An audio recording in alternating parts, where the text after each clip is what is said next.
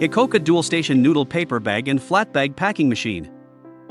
It is suitable for automatic packaging of noodles weighing 500 grams to 1 kilogram. The packaging speed is 3 to 4 bags per minute, according to user requirements.